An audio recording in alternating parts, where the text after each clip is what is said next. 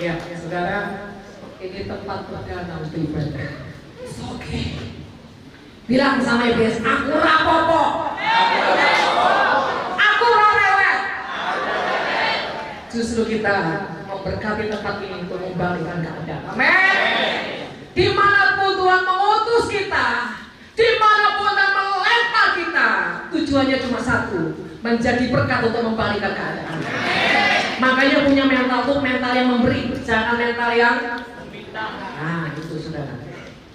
Yuk kita akan sama-sama dengar firman Tuhan. Tema pada pagi adalah pemulihan perjanjian.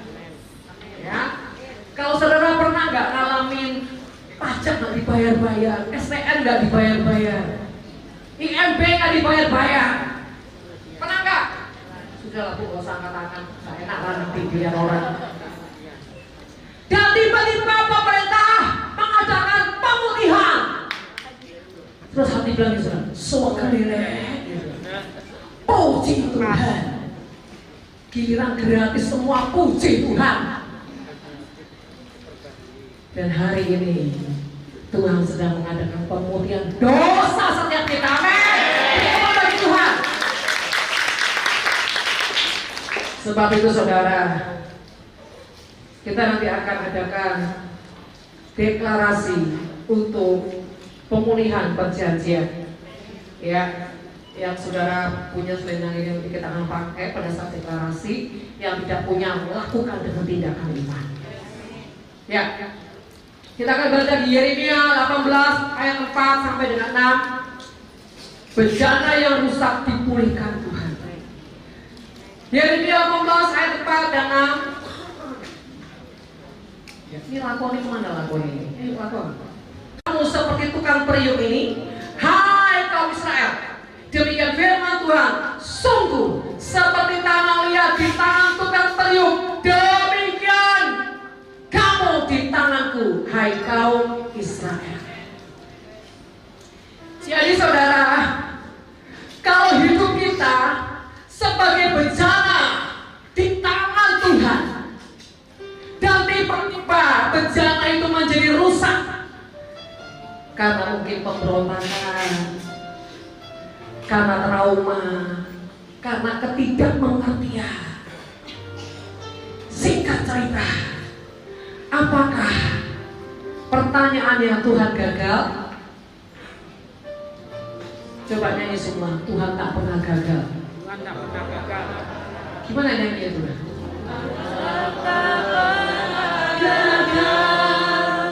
Sanggup pulihkan janji setiamu untuk selamanya. Imanku berkata, Tuhan tak pernah gagal. Semua apa yang merasakan gagal, lakukan dengan iman. Tuhan tak pernah gagal. Satu buktikan janji setiamu untuk selamanya. Imanku berkata, Tuhan tak pernah gagal.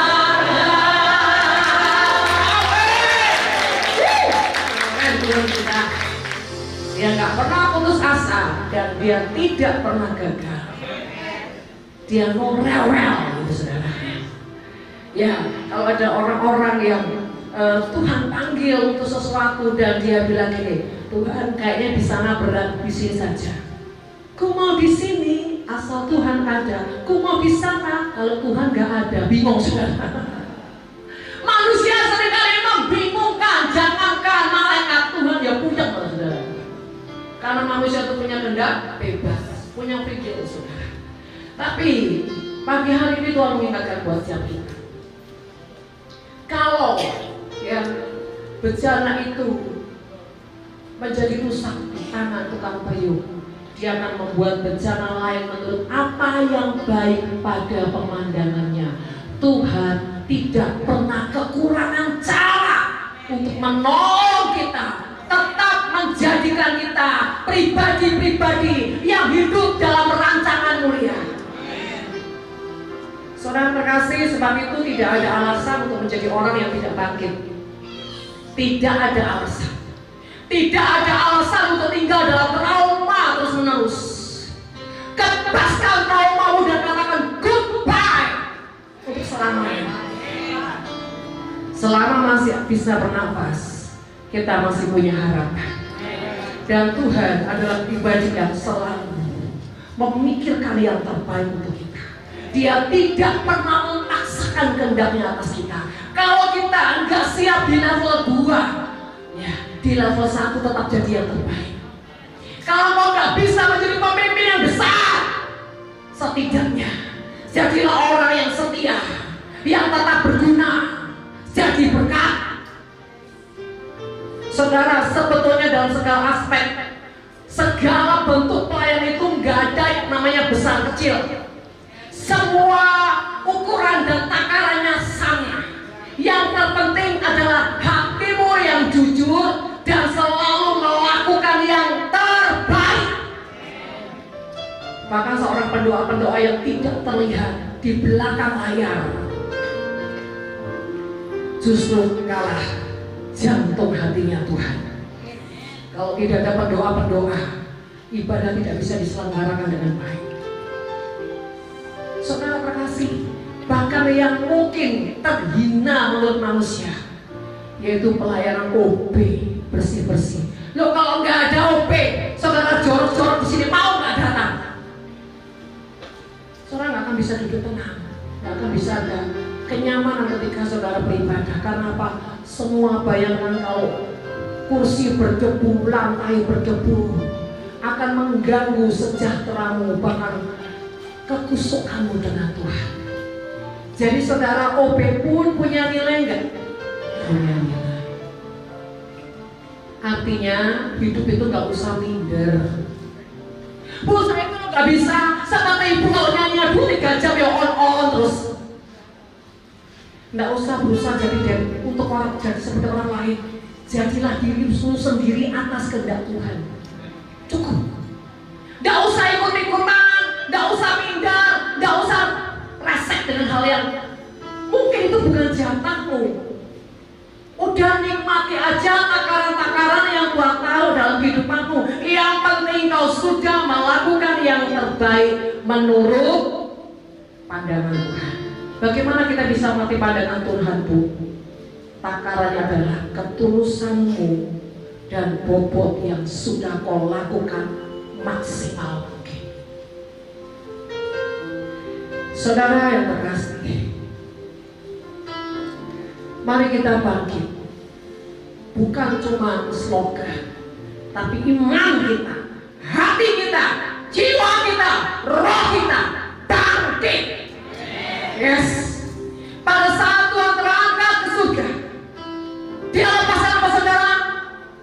Dia hembuskan apa? Roh Kudus.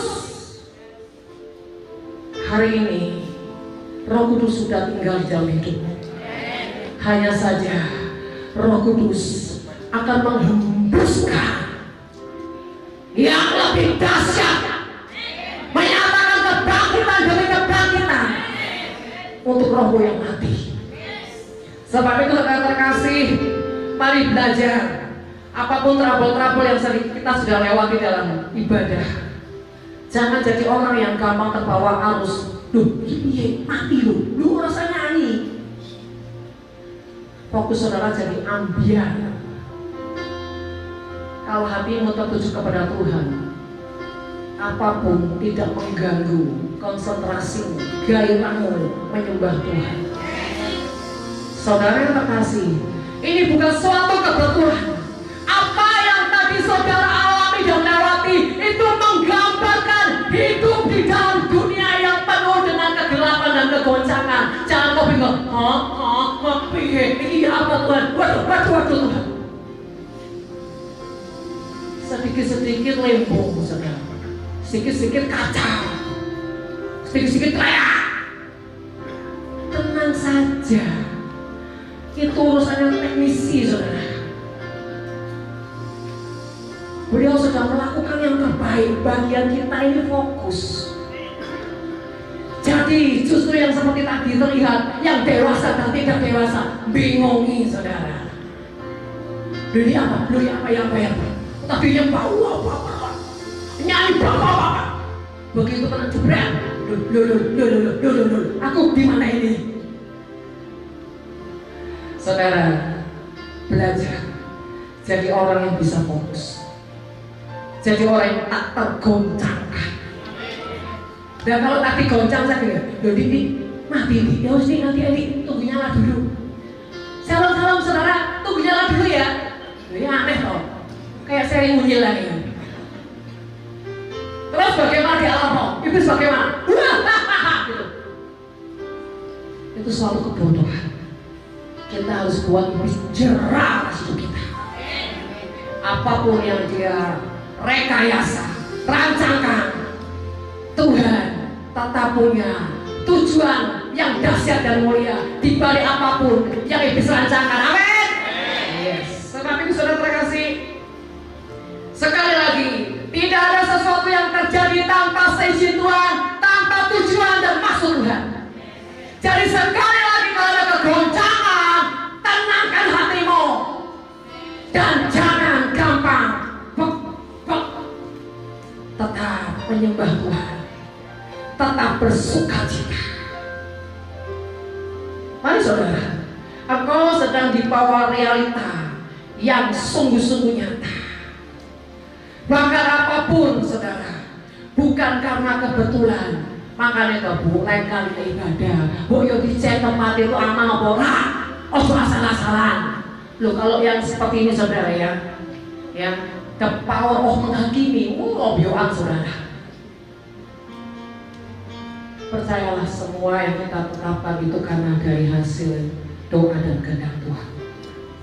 Justru kita harus cari tempat-tempat kematian untuk dibangkitkan.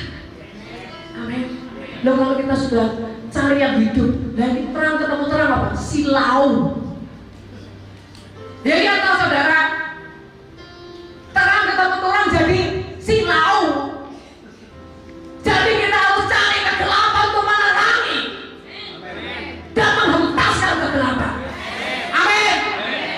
Makanya jiwanya kalau datang nanti dapat apa ya? Dapat apa? Dapat apa? Tok. Mentalnya berubah.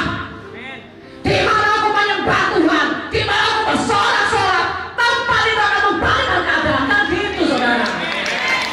Oh jadi pernah diulang kali. Karena beberapa di sini datang ini, nanti dapat apa? Kenapa apa? Mereka tulus. Juga yang jauh kan? Ayo bergabung dapat apa gitu kan? Ayo belajar, punya ketetapan hati. Jadi orang yang mentalnya jangan cuma mau nerima terus, menangkap sesuatu. Tuhan, kau bawa aku ke tempat ini untuk apa? Ya, next juga pengajar kalau tempatnya baru, jangan melakukan tradisi. Oh nyembah setengah jam, selesai, itu tradisi. Tapi tidak menangkap yang di roh. Ini perlu dikeburkan terus tanah ini. Ini perlu dihajar terus sampai menembus semua bauan alam sadar kita, menembus yang di roh di alam kematian untuk dibangkitkan. Kalau nyembahmu cuma tradisi, gak ada kuasa. Murah beda ceprot kayak dukun saudara.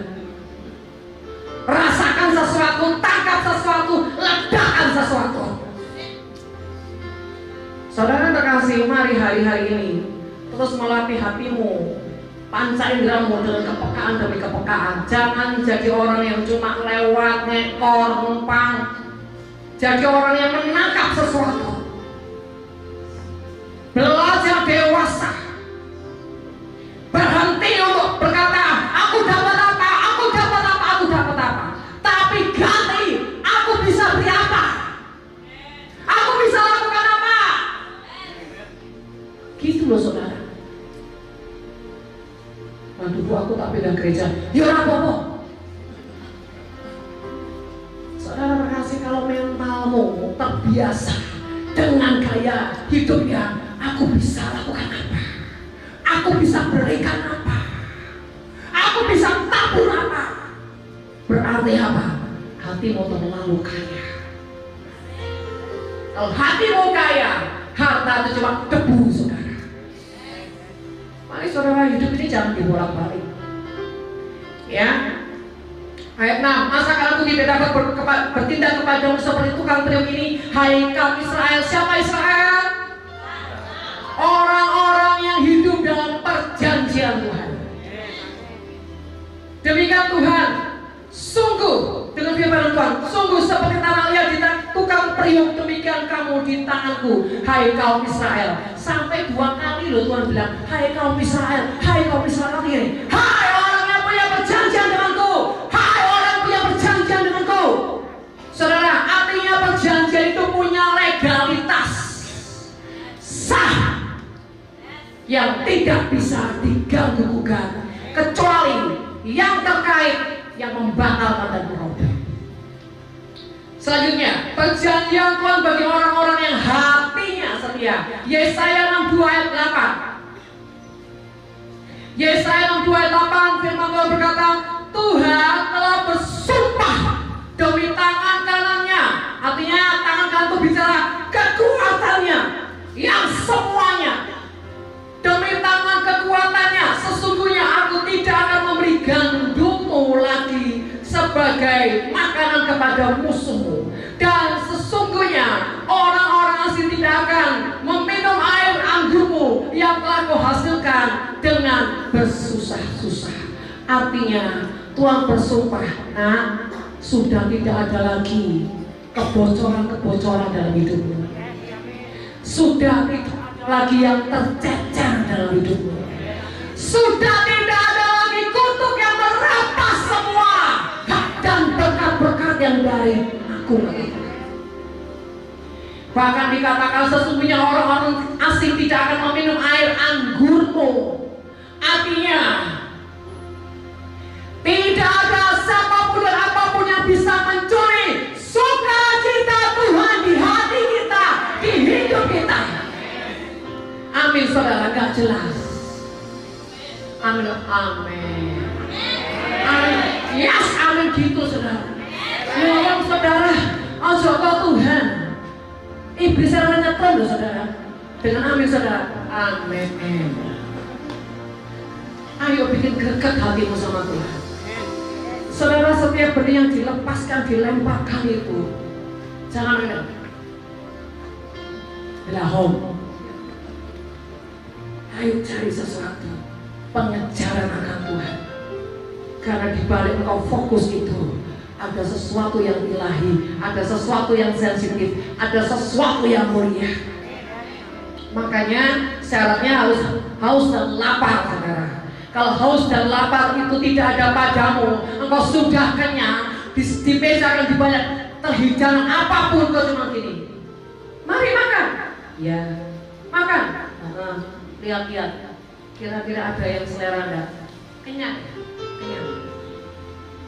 Hati-hati. Kemarin pagi Kak Sani firmannya tentang apa? Doa pagi, parasit dan benar. Jangan jadi hati yang terus dilingkupi dengan parasit, gak bisa menembus roh Tuhan karena dagingnya terlalu tebal. Loh, sing temu tersinggung. Daging bukan karena gemuk, lemak. Hawa nafsu itu daging di roh, saudara. Sing gemuk tetap tenang aja, boncang. Yang penting sehat. Saudara terkasih, Tuhan telah bersumpah demi tangan kanannya, demi kekuatannya, aku tidak akan memberi gandummu lagi sebagai makan kepada musuhmu. Artinya Tuhan katakan gini, nah, stop melarat di roh, stop miskin di roh, engkau harus diperkaya di roh. Kalau di roh diperkaya, jasmani otomatis. Jangan terbalik-balik hidup ini. Dan saudara terkasih, artinya juga tidak ada yang tercecer, tidak ada yang kutuk hidupmu. 9, tetapi orang yang menuainya akan memakannya juga dan akan memuji-muji Tuhan, dan orang yang mengumpulkannya akan meminumnya juga di pelataran-pelataran tempat kudusku. Apa sih maksudnya? Memakannya juga, meminumnya juga. Artinya ojo dilek dewean. Jangan dihabisi sendiri. Jangan serakah. Jangan egois. Ketika kau menabur, memberi, ketika kau letakkan korban-korban, engkau juga diberikan karunia menikmati. Jadi saudara terkasih, yang dimaksud itu saudara, memakannya juga, mengumpulkannya juga, dan meminumnya. Itu artinya ketika kau menabur, engkau juga menikmati taburanmu. Nah, jadi yang tidak menabur gimana? Halo? Ya udah, nanti ngumpulin di rumah sakit.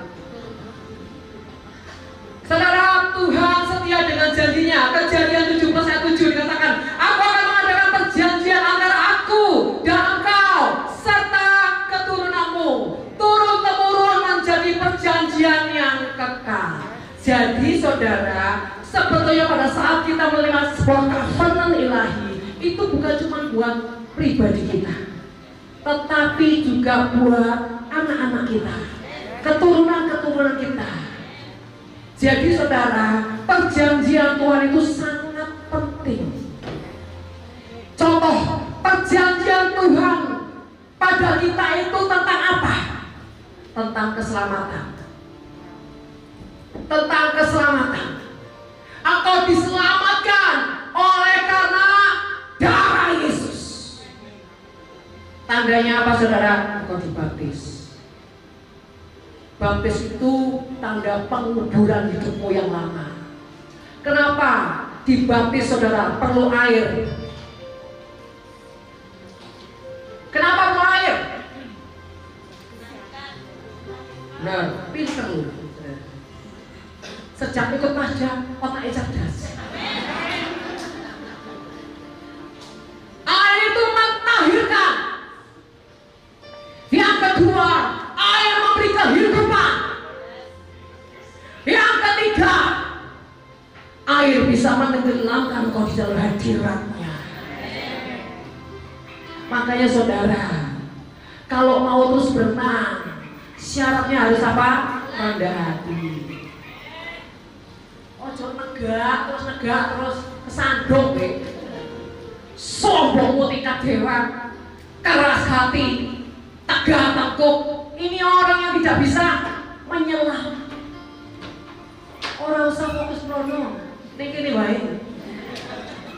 Kalau sudah kasih tahu tadi jangan oleh, tetap aja oleh. Fokus.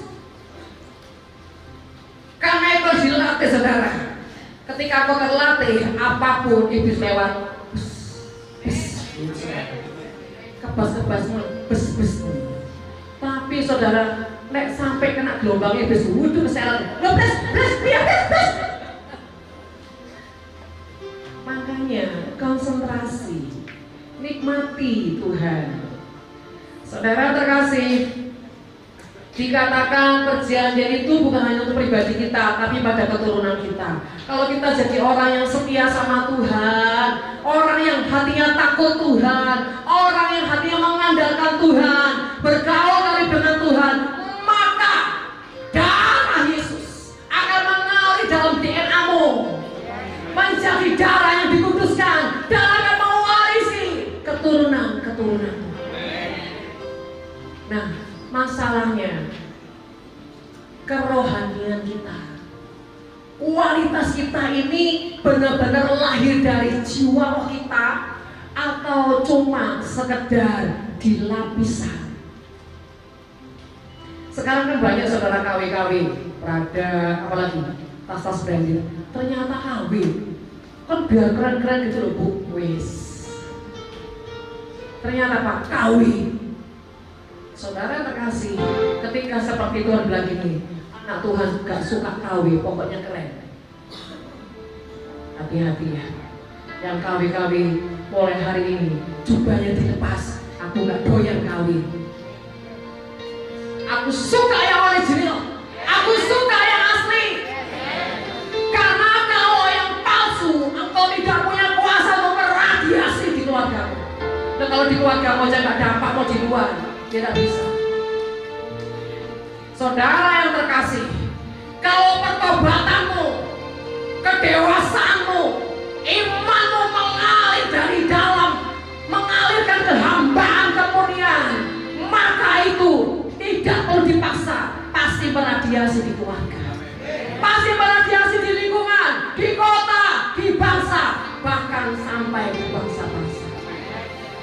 Tapi kalau engkau menjadi pribadi yang hanya pakai baju di luaran, tidak pernah mau pakai yang dari dalam, itu susah, saudara. Saudara terkasih, syarat perjanjian pertama adalah sungguh-sungguh mendengar dan berpegang kepada firman Tuhan.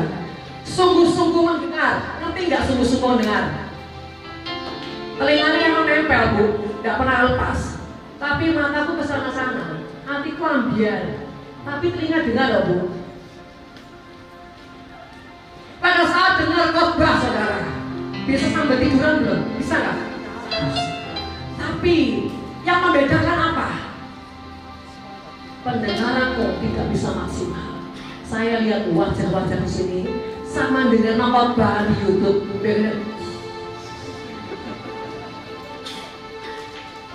Loh, yang dengar khotbah ini mana setan, kan setan ini bertobat. Nah, saudara, setan bertobat, terus setan kemana?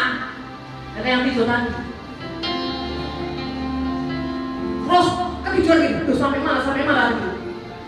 Dibarani tidur lagi, dibarani tidur mana? Ayo, wajah-wajah yang suka begini nih ya. Kelihatannya dengar khotbah, mama. Iya tuh satu hari khotbah itu lambat Tuhan dengar kabeh. Ngantor lah. Oh, sakti. Udah didengar kabeh tapi tidak ngerti. Saudara terkasih, dengan firman Tuhan itu bukan cuma pasal kelima, tapi seluruh panca inderamu tertuju dengan apa yang Tuhan katakan, supaya tidak terjadi miss dengan Tuhan. Bahkan ketika kau fokus di rohmu ada kelaparan, kau tanya sesuatu, ini maksudnya gimana Tuhan? Ada sebuah kelaparan yang tidak pernah berhenti, hanya mendengar apa yang disampaikan pembicara. Tapi kau punya Roh Kudus yang lebih bisa membuka rahasia sesuai kelaparan dan kehausanmu. Tapi celakanya kalau orang cuma gini, oh ngerti, oh ngerti. Ini bandel saudara. Ya, saudara terkasih, mendengarkan firman dan berpegang pada perjanjian. Saudara, arti gini loh, banyak orang tuh gini, yes di perjanjian, dikenapi, diberkati, dilimpahi, diurapi, dipakai. Ya memang ada sungguhan nyata. Tapi permasalahannya perjanjian itu terjadi kedua belah pihak, antara kita dan Tuhan dan kita. Nah, kita itu cuma mengklaim perjanjian tapi tidak melakukan bagiannya. Mana bisa? Tidak bisa. Seperti orang tua bilang, nak sekolah tak bayarin sekolahmu sampai lulus, bolosan terus. Dosanya tidak bolosan, gue rajin menjadi murid, tapi sampai di kelas kerja apa? Usil, nggak fokus. Dan sekolah dari Senin sampai satu buku tok. Belum ini satu buku lengkap, Bu. Semua pelajaran di sini. Irit. Bukan irit, males. Saudara terkasih, sama seperti kita sama Tuhan. Jangan jadi orang yang suka sesuatu yang simpel tapi ujungnya engkau malas. Mari membiasakan punya telinga yang sungguh mendengar dengan tepat. Bagaimana mendengar dengan tepat? Ketika kau dengar, di rohmu berkata gini, ini maksudnya gimana Roh Kudus? Ini di pikiranmu, mengimajinasikan apa yang kau terima, kau tangkap, dan apa yang kau dapat dari Tuhan. Itu namanya mendengar, itu namanya makan, mengunyah, mengolah di roh. Dan ketika Roh Kudus memberikan sebuah jawaban, itulah minum yang dikatakan kelegaan. Saudara yang terkasih, kalau makan jangan diletok, keseletan, keselak modiar. Firman jangan cuma lewat, maka kau mati saudara. Dengan firman jangan bilang gini, jam berapa, jam berapa, jam berapa. Ketika kau bilang jam berapa, rohmu sudah menolak, maka apapun benih tidak akan pernah bisa masuk ke hidupmu, karena rohmu sudah menolak. Saudara pernah nggak waktu mau ibadah terus BL-nya naik, dia lagi nggak ngangkat ya, biasanya pimpin pujian nggak ngangkat, memang dia tangga mah. Ketika kau sudah punya statement seperti itu, percayalah kau nggak akan ngalami apa-apa dari Tuhan, karena rohmu sudah menolak, rohmu sudah menghakimi. Bu Ida mana muasilah dibuang kabeh muangkel, tapi ya apa, mereka datang, aku takut sama Bu Jenny, wajah Islam. Bu, gak ada pembicara yang lain tak Bu? Nah, ketika hatimu sudah seperti ini, firman Tuhan tidak akan bisa menjamah hidupmu. Atau kau mau memutuskan untuk pasang tembok, jeblak, aku di sini, tapi rohku tertidur, bahkan fisikku ngantuk bisa. Sama saudara. Mari saudara terkasih, mendengar dan berpegang pada perjanjian itu artinya ketika kau mendengar, misalkan contoh gini, Allahku kan memenuhi segala keperluanku menurut kekayaan kemuliaan dalam Kristus Yesus. Yes, soge limpah. Benar nggak? Amin nggak? Tapi syaratnya apa sih? Pelit, kikir. Ya bisa. Kalau engkau dapat ayat seperti ini, jangan berhenti meletakkan taburan dalam hidupmu. Baik uangmu, hatimu, waktumu, kasihmu, pengampunanmu, semua itu yang didapatkan kekayaan sesuai dengan kekayaan. Kekayaan Tuhan itu ya bukan hanya secara fisik, tapi semua yang ilahi, yang surgawi dilimpahkan atas hidupmu. Jadi engkau itu bukan cuma diurapi, bukan cuma roh perkasa, bukan hanya punya otoritas, bukan hanya bergaul intim dengan Tuhan, tetapi engkau juga punya hati dan kekayaan yang tidak pernah berhenti mengalir. Saudara, jangan menjadi sumbatan-sumbatan dalam aliran Tuhan. Kerjakan semua dengan hati hamba, kesetiaan, dan yang terbaik. Saudara, hari-hari ini Tuhan terus bicara. Saya ini kan perhatikan orang-orang yang ikut ya KKR, bahkan saudara kegerakan nafiri, apalagi kalau sudah di luar kota. Sejujurnya saudara, kalau di luar kota tuh saya ini kadang-kadang ya sama ya Tuhan ya, ikut bayar dewek, ya sama ya Tuhan, sampai di sana masih kerja keras. Tuhan bilang gini, salah kamu.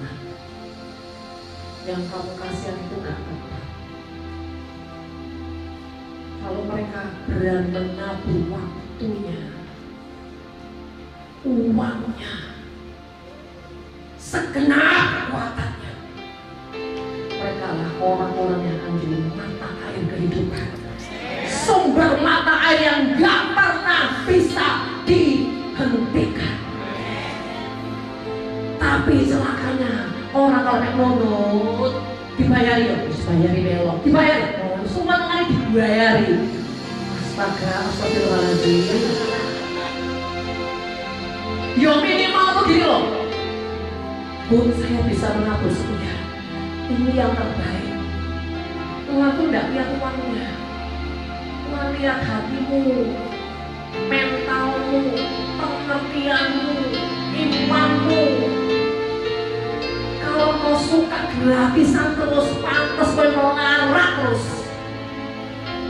Jangan suka mental yang terus gini saudara. Terus dari belas kasih manusia, engkau sedang mentuhankan manusia, makanya kau tertutup. Kalau kau bisa tertutup, itu begini. Jangan kau mengandalkan manusia, jangan kau mendewakan manusia, jangan ada mental budak yang belum dilepaskan dalam dirimu. Jika kau selalu ketakutan, kau selalu menikmati yang diberi. Padahal hidup ini firman Tuhan katakan berkata lebih memberi. Jadi saudara, kalau kau terus tinggal dalam kutub, jangan nyalahkan Tuhan, jangan nyalahkan keadaan. Engkau yang tidak punya keputusan untuk jadi orang yang membalikkan keadaan dari mulai hal yang kecil. Setia. Nanti kalau sudah gak dikasih ini karena gini, Kristen kau tidak punya kasih, Kristen kau tega.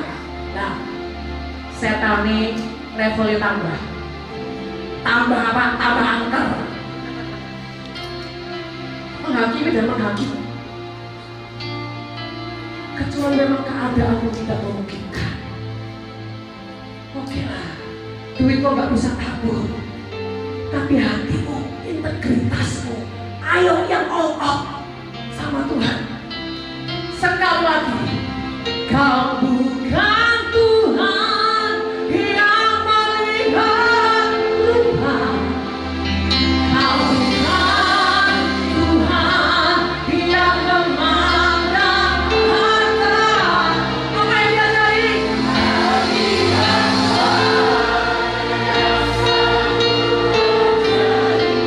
Dia dapatkan di mana?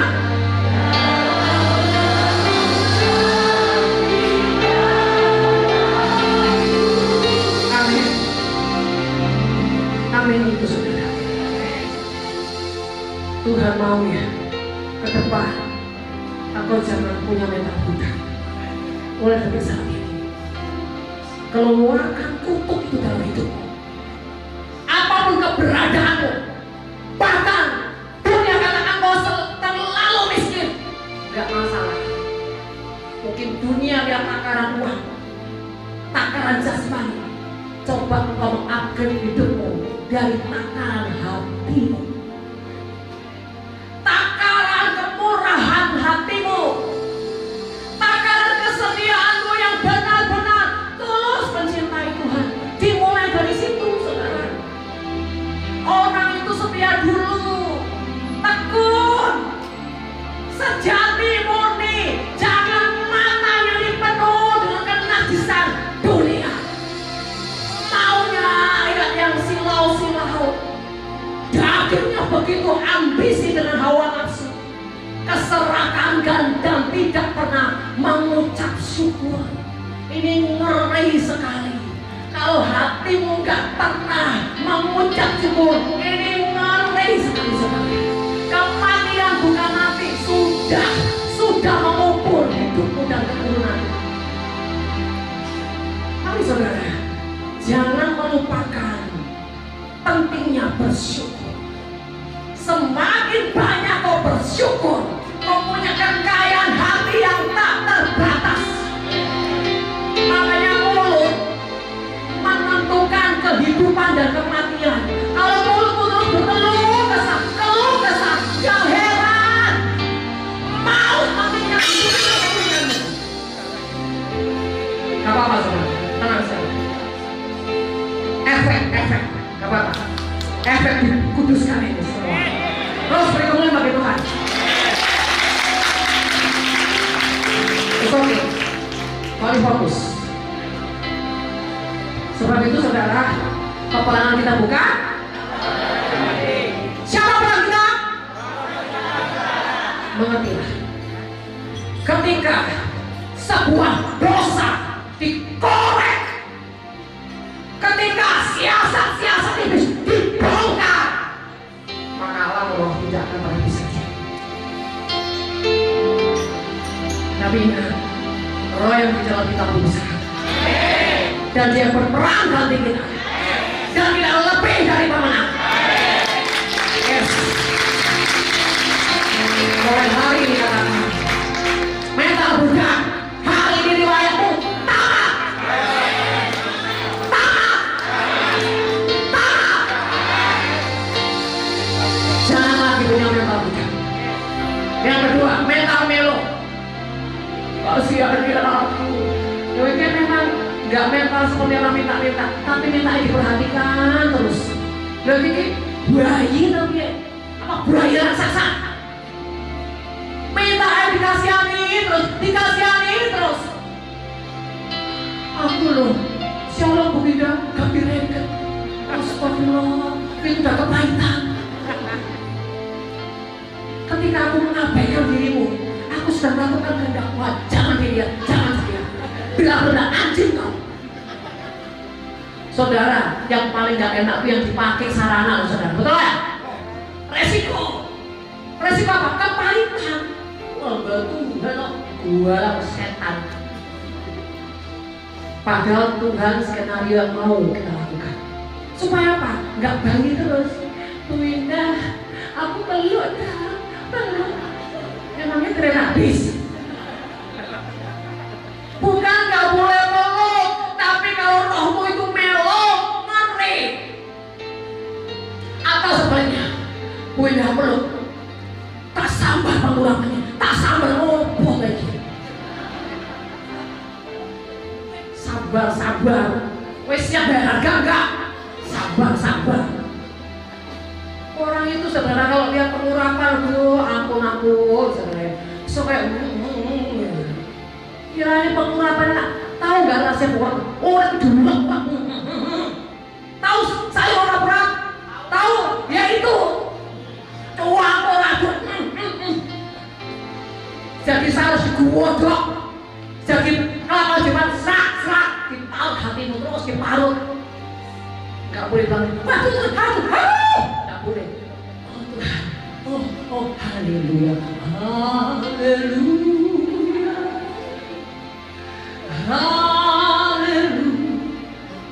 Saudara, kalau mau jadi urap-urap, itu kelapanya tua apa muda?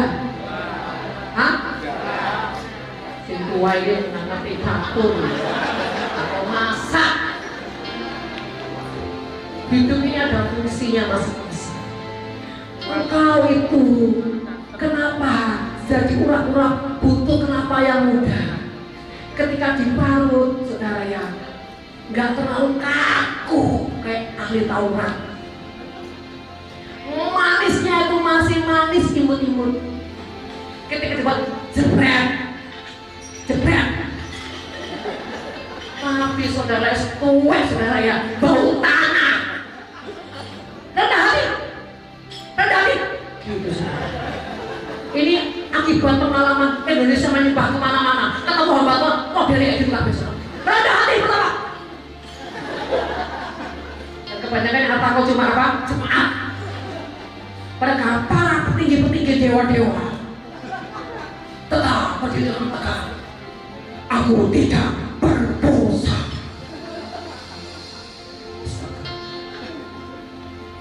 Nah yang tua gimana? Kalau kelapa tua itu apa saudara?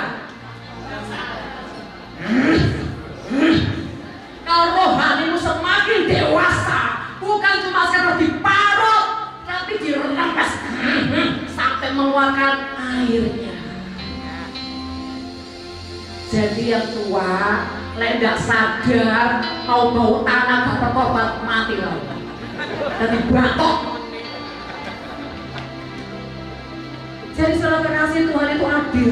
Yang muda ya cuma diparut tok, diurang-urang, enak urang-urang. Jangan selain begitu saya urang-urang saudara ya. Tapi yang tua gak cukup cuma diparut, diremas. Bahkan gak cukup cuma jadi santan, diolah jadi apa? Jadi apa? Minyak. Saya nggak tahu nang dapur bingung jadi apa ya.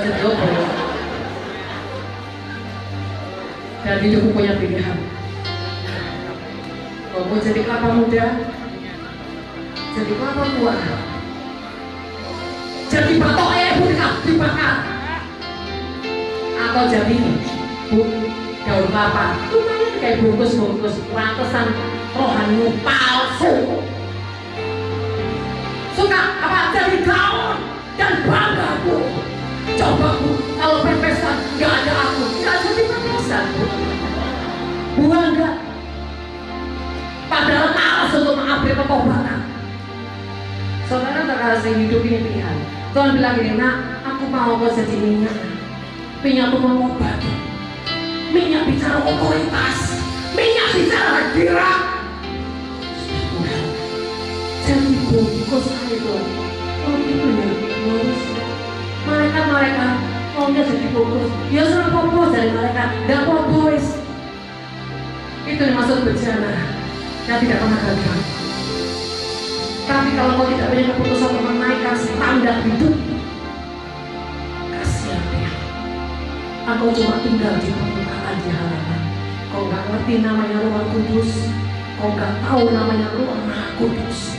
Di ruang Maha Kudus ada minyak yang harus dibeli dan itu sangat mahal. Saudara, artinya begini, perjanjianmu itu hanya sebatas apa? Cuma suka ecek-ecek toh.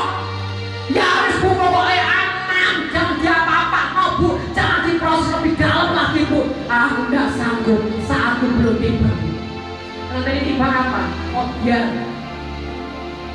Hidup ini keputusan saudara, bukan bergantung kamu muda atau tua.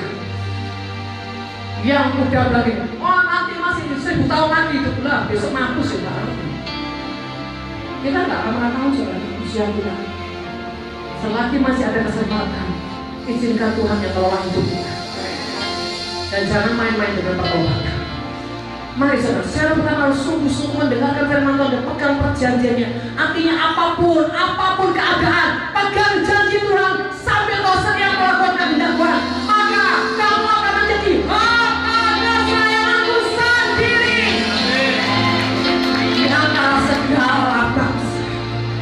Indonesia akan menjadi bangsa yang sangat disayang oleh Tuhan.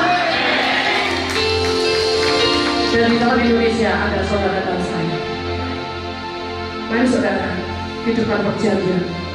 Saudara, ini bukan selendang sekali buat sinden. Ini kayak sinden kan? Ngawur. Tapi ini juga bukan jimat. Ini seperti kalau kau punya rumah, ini sertifikatnya. Legalitas di roh bahwa engkau adalah orang yang punya perjanjian dengan Tuhan dan Tuhan yang menjamin engkau dan keturunan-keturunanmu.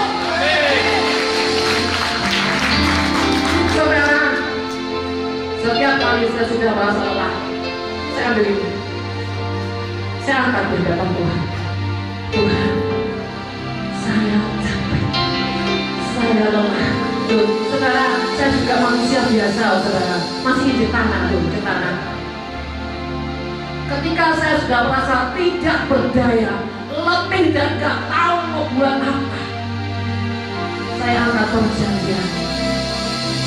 Firman Tuhan katakan, ingatkan Tuhan. Saya bilang, Tuhan, perjanjianmu dengan aku. Engkau kubu pertahananku. Engkau kekuatanku.